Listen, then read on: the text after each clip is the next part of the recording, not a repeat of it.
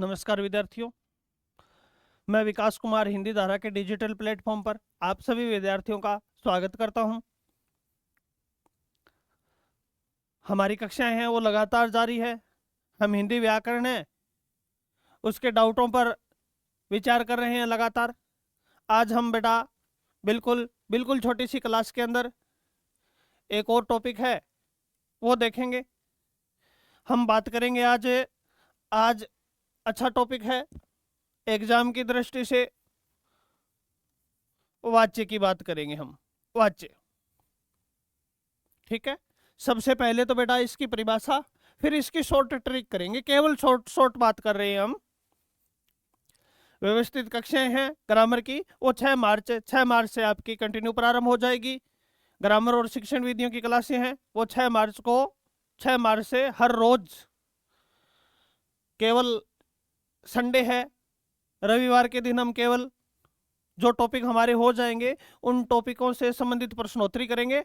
बाकी बेटा सोमवार से शनिवार तक लगातार क्लास प्रत्येक टॉपिक की वो 6 मार्च से शुरू करेंगे। बात कर रहा हूं मैं वाच्य की। सबसे पहले परिभाषा क्या होती है, वाच्य की परिभाषा पर बात कर रहा हूं मैं।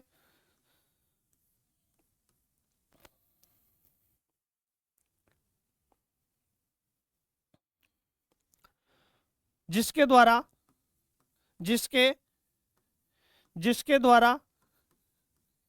क्रिया के रूप का बोध हो, क्रिया के रूप का बोध हो, क्रिया के रूप का बोध हो, क्या कहलाते हैं, वाच्य कहलाते हैं। वे क्रिया का रूप है, ये किसके अनुकूल आया है, वाच्य कहलाते हैं, वाच्य कहलाते हैं। क्रिया का रूप है वो कर्ता के अनुसार आए, कर्म के अनुसार आए, या फिर दोनों के अनुसार नहीं आया। वे शब्द जिनके द्वारा क्रिया के रूप का बोध हो क्या कहलाते हैं, वाच्य कहलाते हैं। यानी क्रिया का रूप किसके अनुसार आए क्या कहलाते हैं, वाच्य कहलाते हैं। शॉर्ट ट्रिक करेंगे बेटा, परिभाषाओं पर नहीं उलझाऊंगा मैं आपको। एक बार मैं बात करूंगा वाच्य के प्रकार। अगर आपसे प्रकार पूछे तो कितने प्रकार के होते हैं, 3 प्रकार के होते हैं। पहला है कर्तृवाच्य। दूसरे का नाम क्या है, दूसरा होता है विद्यार्थियों आपका कर्मवाच्य। और तीसरा होता है भाववाच्य। 3 प्रकार के होते हैं। ये तो बेटा केवल भूमिका थी, सभी विद्यार्थियों को ज्ञात है। वाच्य की परिभाषा आती है, वाच्य के प्रकार आते हैं कि कितने प्रकार के होते हैं, 3 प्रकार के होते हैं, कर्तृवाच्य, कर्मवाच्य और भाववाच्य। अब मैं बेटा बिल्कुल संक्षिप्त बात करूंगा। प्रश्न है वो आपका 99% सही हो जाएगा, 99% सही हो जाएगा बेटा। वैसे तो कुछ नियम है। सबसे पहले मैं बात कर रहा हूं, दिखाई दे रहा है ना, कर्तृवाच्य। एक कर्तृवाच्य है, दूसरा होता है बेटा कर्मवाच्य, और तीसरा होता है भाववाच्य। इनकी पहचान आप चाहते हो कि नियम याद न करने पड़े हमें, और हमारा वाच्य सही हो जाए, तो बेटा आप इस ट्रिक पर काम करना, हो जाएगा आपका सही। आप इस ट्रिक पर काम करना, मैं अभी बता रहा हूं आपको।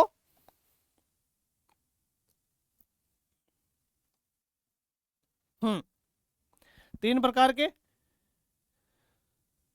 सबसे पहली बात कर रहा हूं बेटा मैं, अरे यार 3 प्रकार के होते हैं। सबसे पहली बात है, परिभाषा देखिए एक बार शॉर्ट में, कि अगर क्रिया का रूप है, क्रिया का रूप का मतलब है क्रिया के लिंग और वचन। अगर क्रिया का रूप यानी क्रिया के लिंग और वचन अगर कर्ता के अनुसार आए तो कर्तृवाच्य कहलाएगा। क्रिया के लिंग व वचन अगर कर्म के अनुसार आए तो कर्मवाच्य कहलाएगा। और अगर क्रिया के लिंग और वचन यानी क्रिया का रूप है वो ना ही तो कर्ता के अनुसार आया ना ही कर्म के अनुसार आया, दोनों के अनुसार नहीं आया, तो भाववाच्य कहलाएगा। मैंने कहा कि परिभाषाओं पर नहीं उलझाऊंगा मैं। एक बार आपको सबसे पहले बेटा आप अंतर देखिए। पहला अंतर है वो ये है कि कर्मवाच्य है ना, उसकी क्रिया है कर्मवाच्य की क्रिया हमेशा ही क्या होगी, हमेशा ही सकर्मक क्रिया होगी। बेटा अगर सकर्मक क्रिया है, सकर्मक क्रिया है, क्रिया अगर कोई सेंटेंस है उस वाक्य के अंदर अगर कर्म प्रयुक्त हो रहा है तो कर्मवाच्य।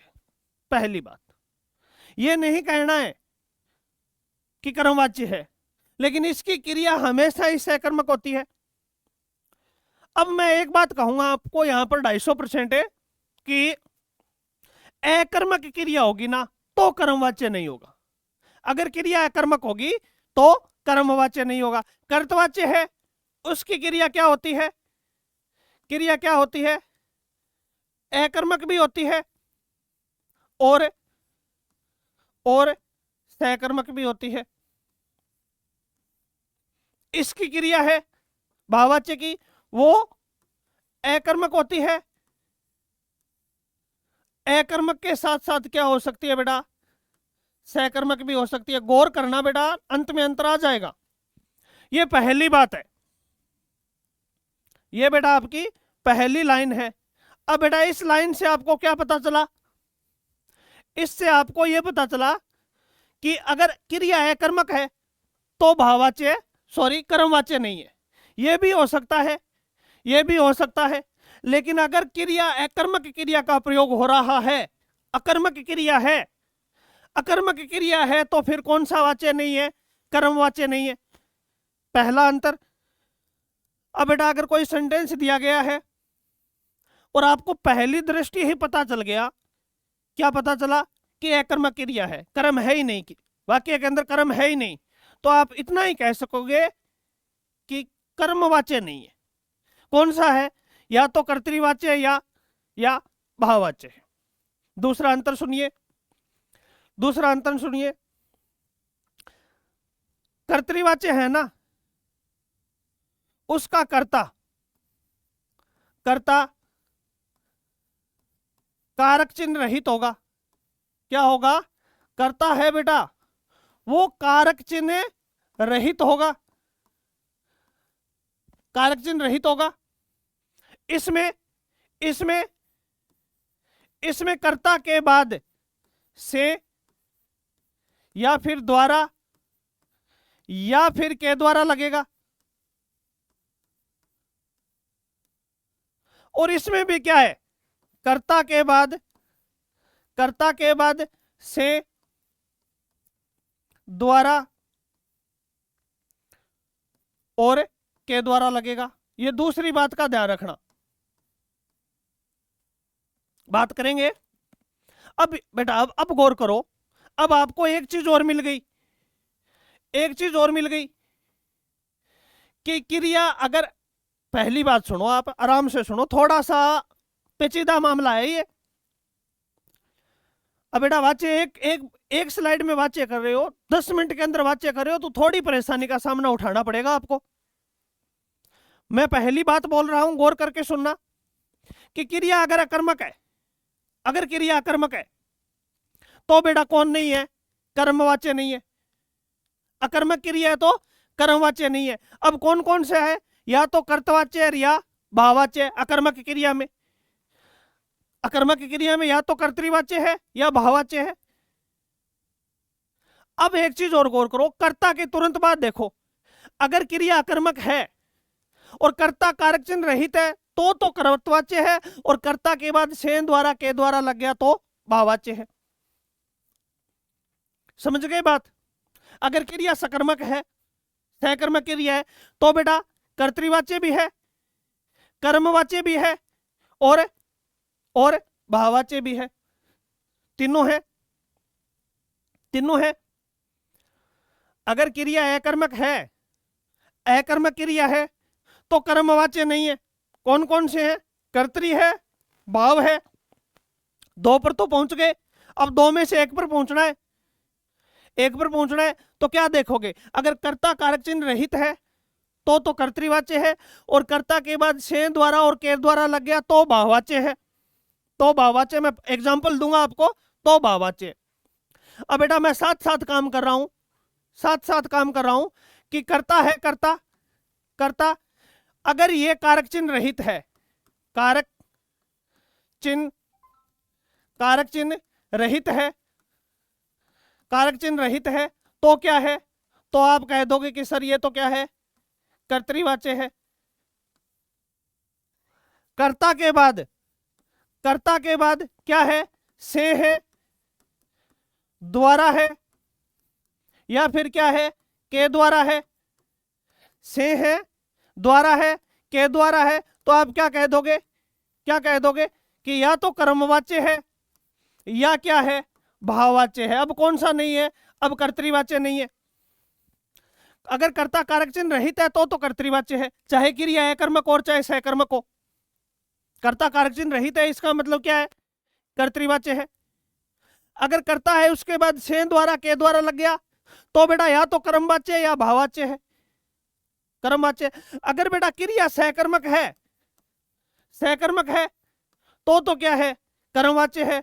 और क्रिया क्या है, अकर्मक है तो क्या है, तो भाववाच्य है। कर्ता के पीछे से द्वारा के द्वारा देख लिया आपने, देख लिया कि से द्वारा के द्वारा लगा हुआ दो ही है, या तो कर्तृवाच्य है या भाववाच्य है, या तो कर्तरी है या भाव है। अब कर्तरी और भाव दोनों, सॉरी, से द्वारा के द्वारा है तो या तो कर्म है या भाव है, कर्म या भाव है। इन दोनों में से एक पर पहुंचना है, तो क्रिया सहकर्मक है तो कर्मवाच्य, क्रिया अकर्मक है तो भाववाच्य। अब देखिए इतनी बात हो गई। अब बेटा क्या है, अब एक चीज मिल रही है, यहां तो कर्ता कारक चिन्ह रहित है, इन दोनों से अलग अपने आप हो गया। यहां कर्ता के बाद से द्वारा के द्वारा, से द्वारा और के द्वारा है, यहां भी कर्ता के बाद से द्वारा और के द्वारा है, ये दोनों बातें हैं। लेकिन क्रिया सहकर्मक और यहां क्रिया अकर्मक। लेकिन अगर सहकर्मक हो तो, अब बेटा सहकर्मक तो दोनों में आ रही है, कर्ता के बाद से द्वारा है, से द्वारा के द्वारा है, सहकर्मक इसमें भी है, सहकर्मक इसमें भी है। अब क्या होगा, कर्म है, कर्म ये कारक चिन्ह रहित होगा, कारक चिन्ह रहित होगा। अगर कर्म कारक चिन्ह रहित है, सहकर्मक क्रिया में कर्म है उसके बाद भी को का प्रयोग नहीं हुआ तो सहकर्मक है। और कर्म कारक चिन्ह रहित है, कर्म कारक चिन्ह युक्त है, कारक चिन्ह युक्त है तो बेटा क्या हो जाएगा, भाववाच्य हो जाएगा। अब देखिए, अब बेटा अगर आप थोड़ा सा गौर करोगे तो आपको पता चल जाएगा कि कौन सा वाच्य है, कौन सा वाच्य है। अब मैं एग्जाम्पल के माध्यम से बता रहा हूं आपको, ये स्लाइड है मेरे पास, मैं एग्जाम्पल के माध्यम से बता रहा हूं आपको, देखना। हाँ अब देखो बेटा, गौर करना भाई। मैंने लिखा है, पहला शब्द लिखा है मैंने राम, राम पुस्तक पढ़ता है, ये रहा उदाहरण। अब आपने क्या देखा कि क्रिया क्या है, सहकर्मक है, ये रही कर्म। लेकिन कर्ता के तुरंत बाद कोई कारक चिन्ह नहीं है, कुछ नहीं करना है, बस कर्ता के तुरंत बाद कारक चिन्ह नहीं है तो ये लो कर्तृवाच्य। किसी डॉक्टर को पूछने की जरूरत नहीं है बेटा, कर्तृवाच्य तो कर्तृवाच्य। अगर कर्ता कारक चिन्ह रहित है, कर्ता के बाद किसी कारक चिन्ह का प्रयोग नहीं किया गया तो कर्तृवाच्य। अब बेटा मैंने लिखा राम के द्वारा, अब बेटा ये कर्तृवाच्य नहीं है, क्यों, कर्ता के तुरंत बाद क्या लग गया, कर्ता के तुरंत बाद द्वारा या के द्वारा लग गया, ये तो कर्ता कारक चिन्ह रहित है। कर्ता के बाद द्वारा या के द्वारा लग गया, राम के द्वारा। अब क्या है, अब बेटा ये कर्तृवाच्य तो नहीं है, या तो कर्मवाच्य या भाववाच्य है। अगर क्रिया सहकर्मक है, राम के द्वारा ये कर्म आ गया, पुस्तक पढ़ी गई, क्रिया सहकर्मक है तो बेटा क्या है, कर्मवाच्य है, तो क्या है, कर्मवाच्य है। अगर क्रिया अकर्मक है, राम के द्वारा चला गया, क्रिया अकर्मक है, कर्म है ही नहीं, तो क्या है, तो भाववाच्य है, तो भाववाच्य है। कर्म है ही नहीं तो कर्मवाच्य नहीं होगा। कर्ता के तुरंत बाद के द्वारा का प्रयोग हुआ है तो कर्तृवाच्य भी नहीं होगा। बेटा कर्ता के तुरंत बाद के द्वारा का प्रयोग हुआ है तो कर्तृवाच्य नहीं है। क्रिया अकर्मक है तो कर्मवाच्य भी नहीं है, क्या है? भाववाच्य। राम के द्वारा पुस्तक सहकर्मक हो सकती है, कर्मवाच्य में भी सहकर्मक हो सकती है, भाववाच्य में भी सहकर्मक हो सकती है। अगर बेटा कर्म है, कर्म ये कारक चिन्ह रहित है तो कर्मवाच्य है, और कर्म के बाद मैंने को लगा दिया, कारक लगा दिया। राम के द्वारा पुस्तक को पढ़ा गया, अब ये क्या हो गया? अब ये हो गया भाववाच्य। बस इतनी तो बात है, इतनी ही तो बात है। अगर कर्ता के बाद कुछ नहीं है, कर्ता के बाद कर्ता का कारक चिन्ह नहीं है, कर्ता के बाद कर्ता का कारक चिन्ह नहीं है, तो चाहे क्रिया अकर्मक हो और चाहे सहकर्मक हो, ये तो सहकर्मक है और ये अकर्मक है। राम दौड़ा, ये अकर्मक है, लेकिन कर्ता कारक चिन्ह रहित है। कर्ता क्या है? कारक चिन्ह रहित है तो कर्तृवाच्य। कर्ता के तुरंत बाद कारक चिन्ह का प्रयोग हुआ ही नहीं, कर्तृवाच्य। क्या है? कर्तृवाच्य। अगर कर्ता है, कर्ता के तुरंत बाद से, द्वारा या के द्वारा का प्रयोग हो गया, से द्वारा या के द्वारा का प्रयोग हो गया, तो बेटा या तो भाव है या कर्म है, या तो कर्मवाच्य है या भाववाच्य है। एक पर कैसे पहुंचोगे? अगर क्रिया अकर्मक है, तो भाववाच्य है। कर्ता के तुरंत बाद से, द्वारा या के द्वारा लग गया, क्रिया अकर्मक है तो भाववाच्य। अगर क्रिया सहकर्मक है लेकिन कर्म के बाद भी कारक चिन्ह नहीं है और कर्म के बाद कारक चिन्ह है, अकर्मक है तो भाववाच्य है, लेकिन सहकर्मक है और कर्म है वो भी कारक चिन्ह रहित है तो कर्मवाच्य, और अगर कर्म कारक चिन्ह युक्त है तो भाववाच्य। तो क्या है? भाववाच्य। और देखिए, मैंने लिख दिया अजय द्वारा। अब बेटा इस द्वारा को देखते आपको दो बातें पता चल गई कि कर्तृवाच्य तो नहीं है। अजय द्वारा, अब आपको द्वारा देखते ही पता चल गया कि कर्तृवाच्य नहीं है। क्या है? या तो कर्म है या भाव है, या तो कर्मवाच्य है या बेटा भाववाच्य है। अब कर्मवाच्य है तो क्रिया सहकर्मक आएगी और कर्म है वो कारक चिन्ह रहित होगा। अगर क्रिया अकर्मक आएगी, राम द्वारा हंसा गया, क्रिया अकर्मक है तो आप बता दोगे क्या है? भाववाच्य है। अकर्मक है तो भाववाच्य है, क्यों? कर्मवाच्य में तो कर्म होना जरूरी है। अगर क्रिया बेटा सहकर्मक है, अजय द्वारा, क्रिया सहकर्मक है, अजय द्वारा पतंग,